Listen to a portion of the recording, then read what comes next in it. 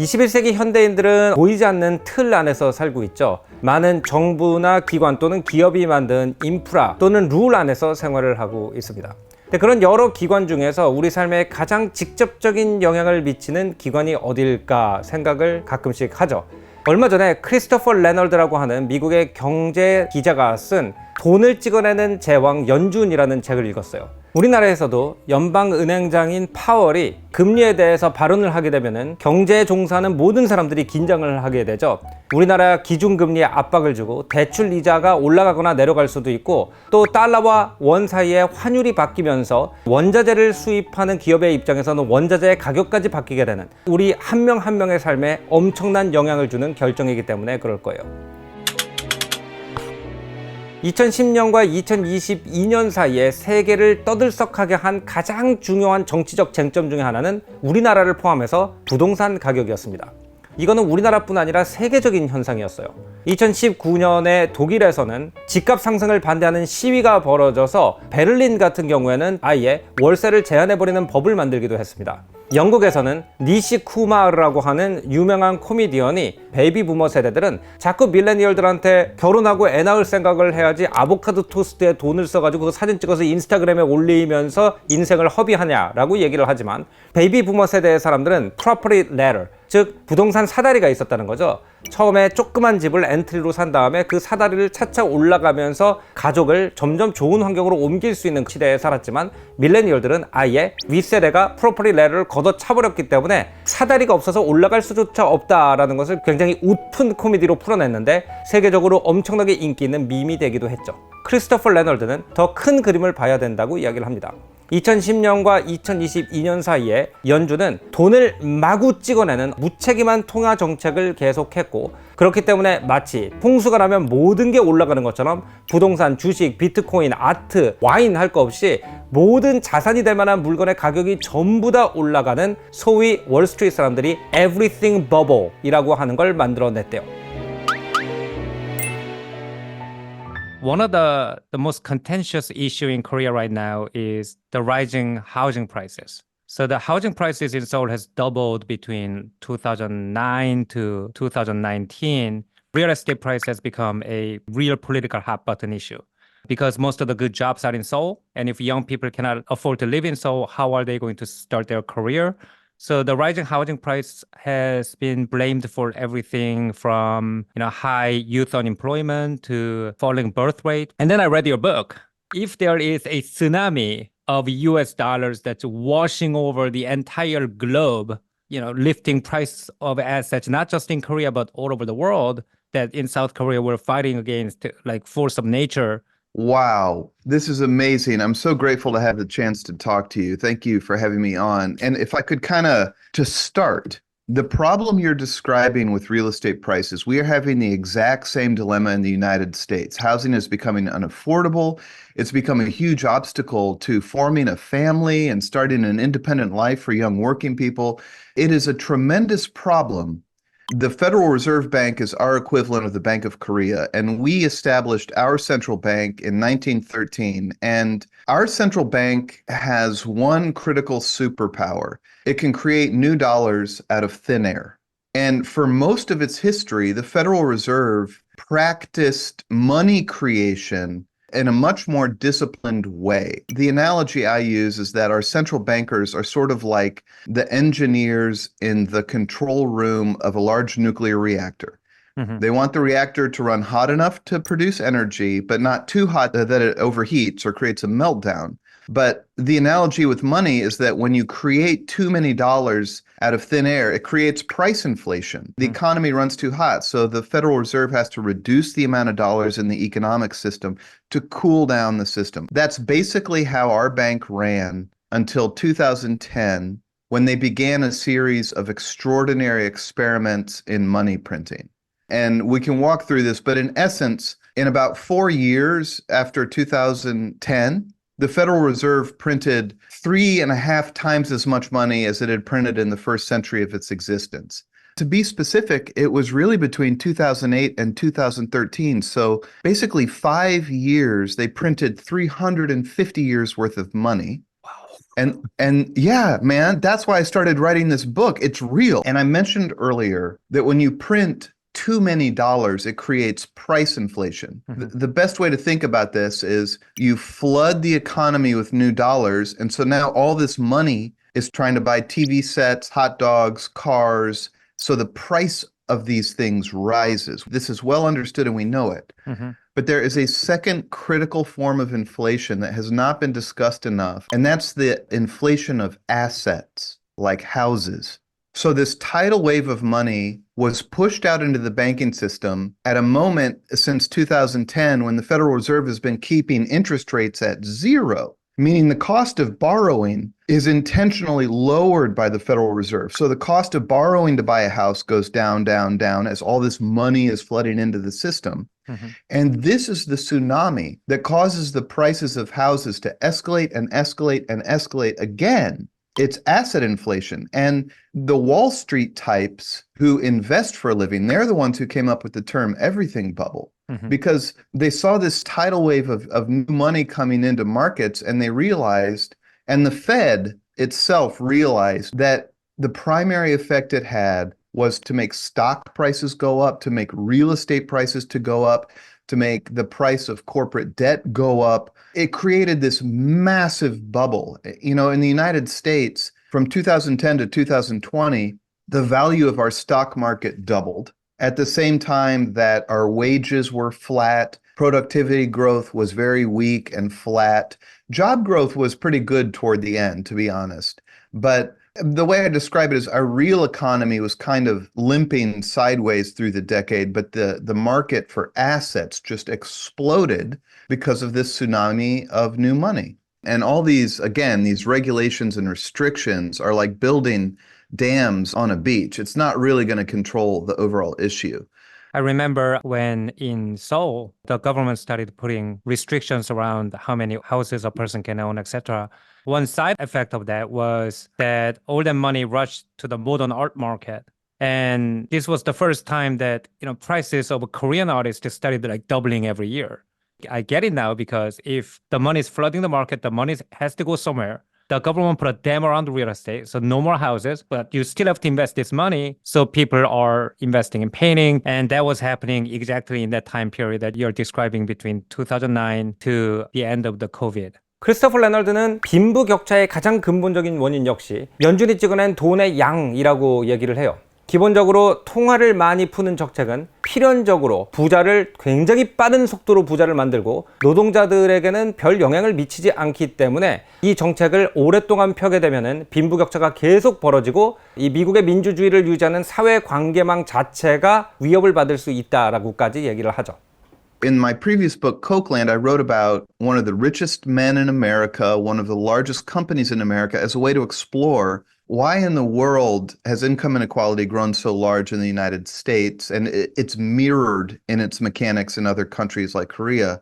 Cokeland explores a lot of what I guess I'd call like the on-the-ground mechanics, the death of labor unions, tax policy, the education issues you talked about, all that matters. But I realized after the book, I was missing this critical part, which is the central bank, which really, in the last decade, has been probably the most important single institution in driving the gap between the rich and the poor. So if I could, you ask, okay, how does this happen? And this is the part of the story that is really, really interesting to me, and it's important. So the Federal Reserve Bank is actually broken into 12 branches, but the most important branch is in New York City, the Federal Reserve Bank of New York. There's one room in the corner where money printing happens. And in this room in the corner at the New York Fed, here's what happens. A young trader will go in, close the door, sit down, and what they do is they contact a bank like JP Morgan.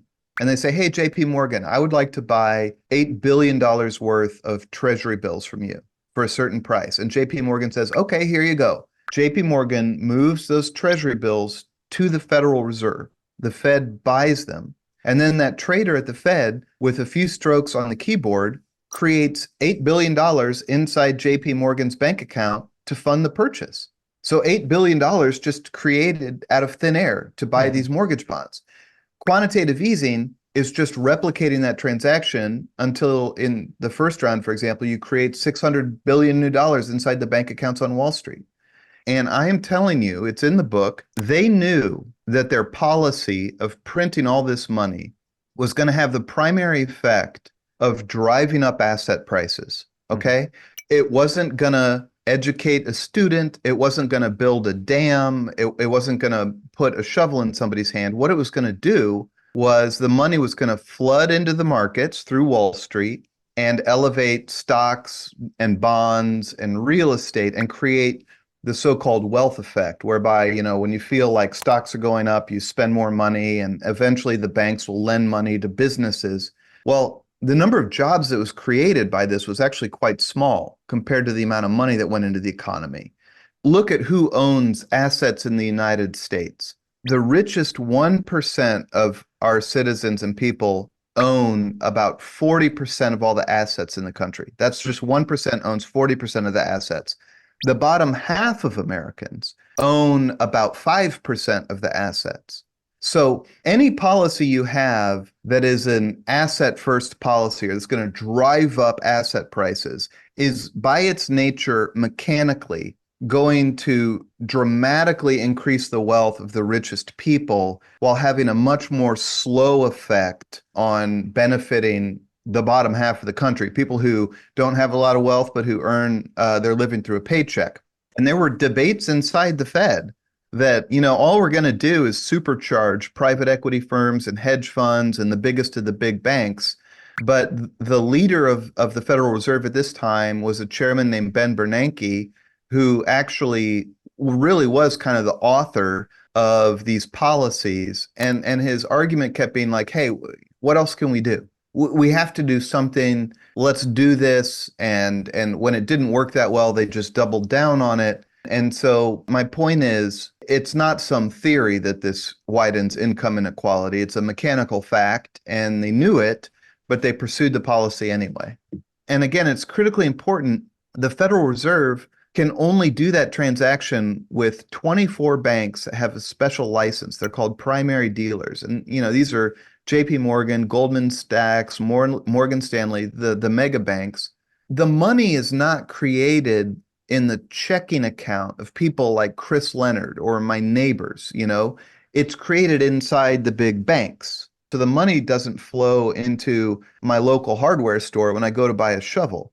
It goes into real estate bonds, stocks, fine art, any kind of asset that it can find to purchase. And so that's why it drives up asset prices. Actually, it seems pretty magical to observers outside of the US that whenever Americans get in trouble, their government either borrows a ton of money or they print dollars and they print their way out of the trouble in a way. If any other country than the USA printed as much money as the Fed was printing, their economy would have gone bust. They'd be wheelbarrowing money to the supermarket like Germany in the 1920s. But it didn't happen in America. How was that possible? Because after World War II, we emerged from that war as not just a powerful country, but when you really look at the numbers, the United States was more powerful relative to the rest of the world than maybe any country has been at any moment. Our cities had not been bombed as had the big cities of Europe. We had the atomic bomb, go down the list. So the United States had a critical hand in sort of rebuilding the global economic system after World War II, and we made the United States dollar the global reserve currency. It is the basic currency foundation of global trade as the reserve currency. Now, it's a very interesting discussion how that system is starting to fray or weaken at this point, but that's what gives the U.S. central bank this luxury of simply flooding the world with dollars. And a critical part of this is that our debt, the United States Treasury bill, is also the bedrock of global debt markets.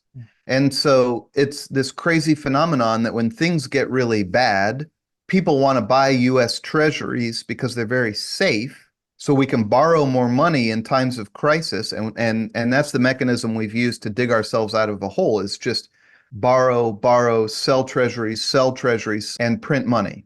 So it is in fact unsustainable. 사실 1913년에 연방준비은행이라는 게 만들어지기 전에 미국인들은 우리가 지금 정부가 시행하는 여러 다른 정책을 가지고 토론을 하는 것처럼 통화 정책에 대해서도 활발한 토론이 있었다고 합니다.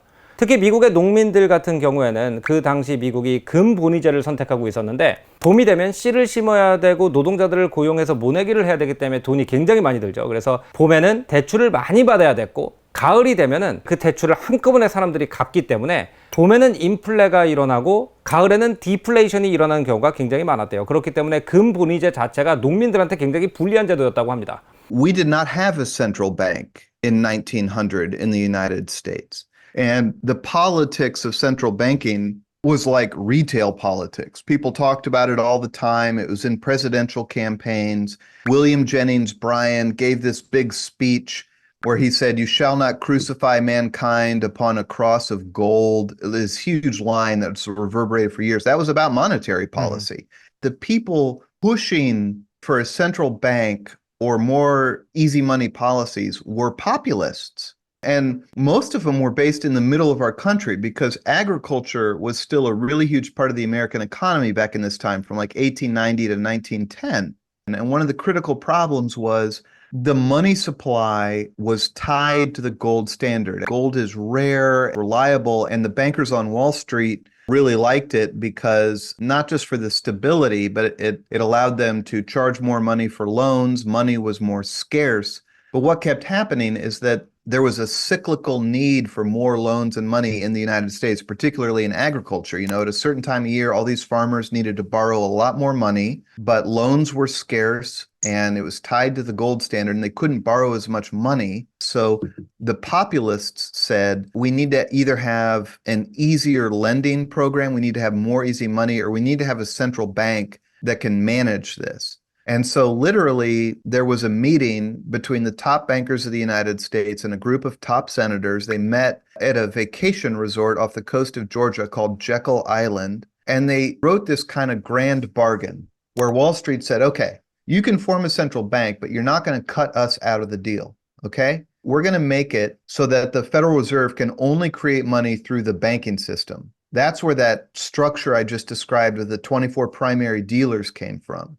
So Wall Street remained the intermediary, and the central bank had to work behind Wall Street and only create money inside the bank accounts on Wall Street. That was sort of the grand bargain. And that's what created the Federal Reserve Bank in 1913. But we are absolutely testing the limits of our ability to issue debt and print dollars.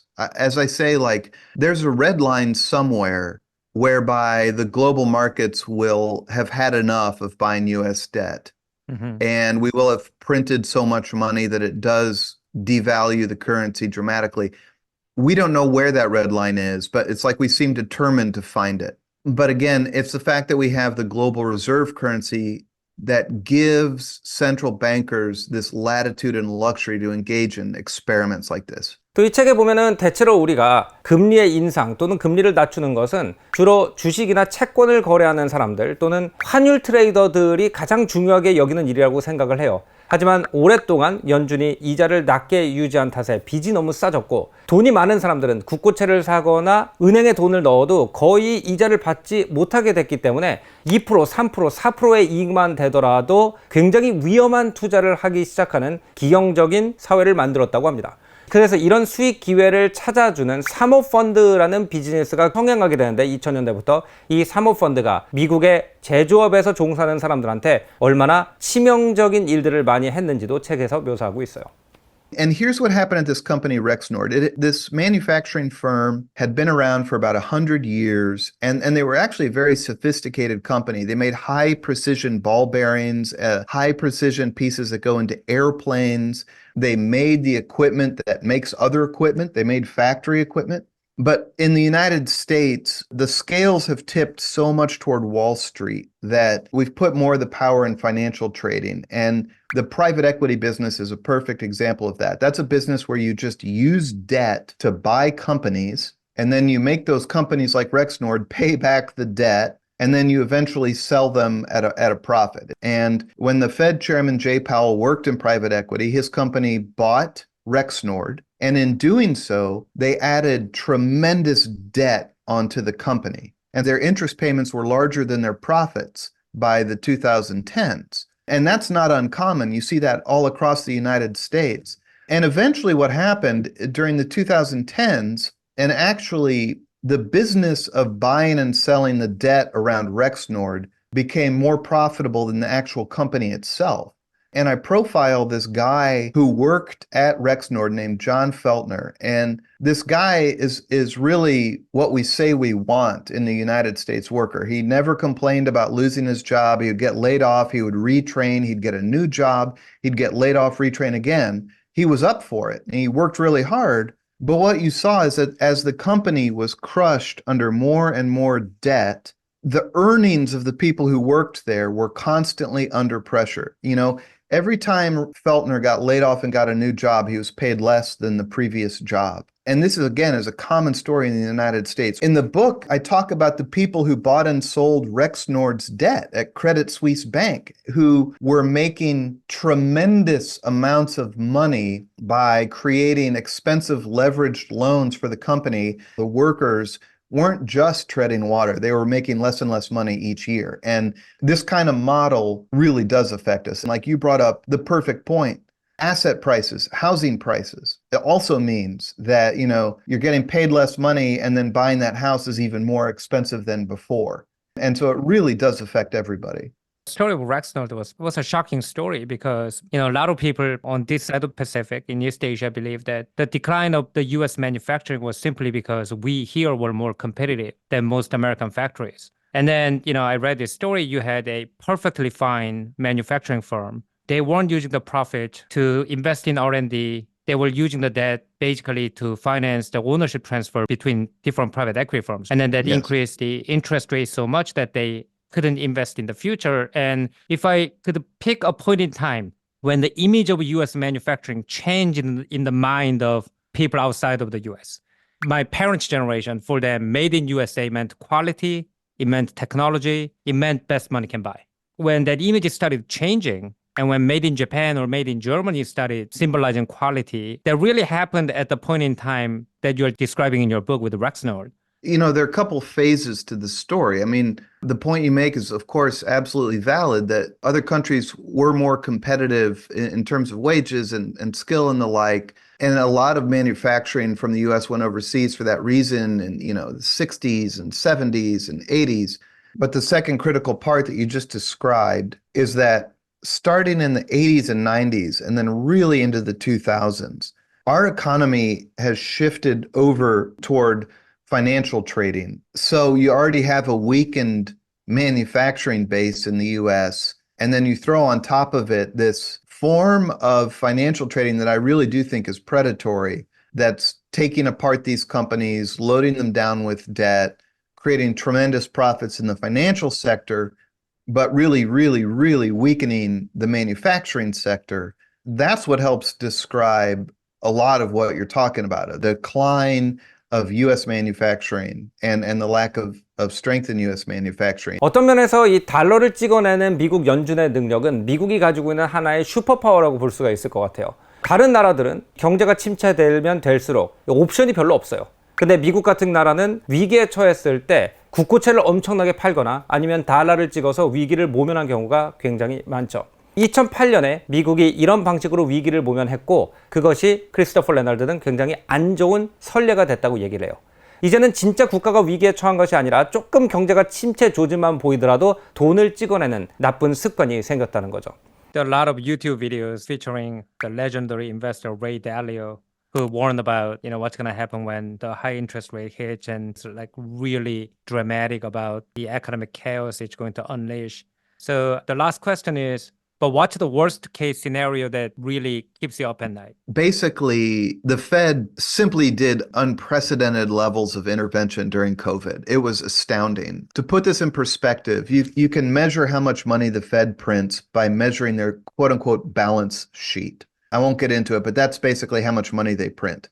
Mm-hmm. The Fed balance sheet was $900 billion in 2008. In other words, the Fed had printed about $1 trillion, and it was at this steady state, $900 billion.